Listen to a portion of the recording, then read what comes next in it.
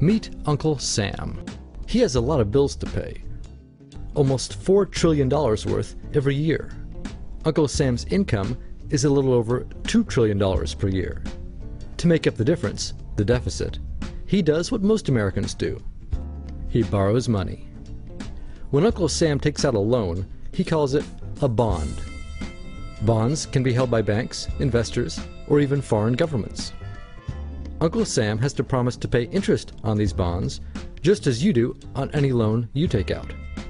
Ever think about paying your mortgage with your credit card? That's exactly what Uncle Sam does. He takes out new loans, new bonds, so that he can make payments on the old ones. All those loans, and especially all that interest, adds up. Right now, Uncle Sam owes about $14 trillion. To put that in perspective, 14 trillion is about the same as the national GDP, the total value of all the goods and services produced by the American economy in an entire year. It's such a huge amount of money that Uncle Sam is starting to run out of people to borrow from, and he's having trouble just paying the interest on his loans. The obvious solution would be to either cut spending or increase taxes. But if he cuts spending, the people that he's spending money on would complain that they don't have money to spend, and that he was hurting the economy. If he tried to raise taxes enough to close this gap, not only would people definitely have less money to spend, he'd probably have riots on his hands. So Uncle Sam chooses the easy way to make money. Just make it. He calls up the Federal Reserve, which is our central bank, and, like magic, dollars are created and deposited in banks all around America. The problem is that the more of something there is, the less it's worth. Same goes for the US dollar. The more dollars there are, the less each one will buy.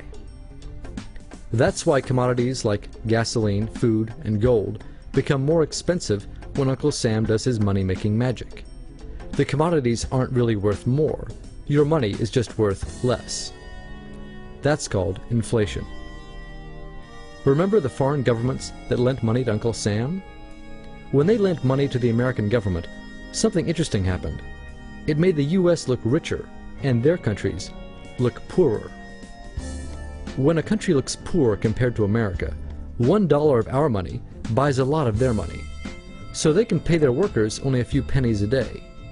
With such low labor costs, they can sell their products in America for lower prices than any American manufacturer can. The easiest way for American companies to compete is to move their factories overseas and pay their workers a few pennies a day too. This contributes to a recession. Americans lose their jobs, stop paying taxes, and start collecting government benefits like Medicaid and unemployment. This means that Uncle Sam has even less income and even more expenses. At the same time, the people who still have jobs are desperate to keep them, so they tend to do more work but not to get paid anymore. When your dollars are worth less, and you're not earning more of them, that's called stagflation. And this is why Uncle Sam is in a catch-22. He can't raise taxes or cut spending without making the recession worse. And he can't have the Federal Reserve create more money without making inflation worse. For now, he can keep borrowing money, but since he can't even pay the interest on the loans he already has, it just makes his inevitable bankruptcy even worse. Whether it's in 2 months or 2 years, the day will come when Uncle Sam can no longer pay his bills. When that happens, the banks, investors, and foreign governments who are counting on that money won't be able to pay their bills. You see, just like Uncle Sam, governments, banks, and corporations don't actually have much money. Mostly, all they have is debt to each other. If one link in the debt chain stops paying, defaults, the whole thing falls apart. If investors can't pay their bills, corporations won't be able to pay their employees. If banks can't pay their bills, you won't be able to take out a loan, use a credit card, or even withdraw your savings. If foreign governments can't pay their bills, their own banks and corporations will have the same problems. That's called a global economic collapse. It's never happened before, so nobody really knows how bad it will be, how long it will last, or even how we'll eventually get out of it. The house of cards has already been built. There's no painless way to dismantle it now. All we can do is to educate each other about what's actually going on, and to prepare for what may be very extraordinary circumstances.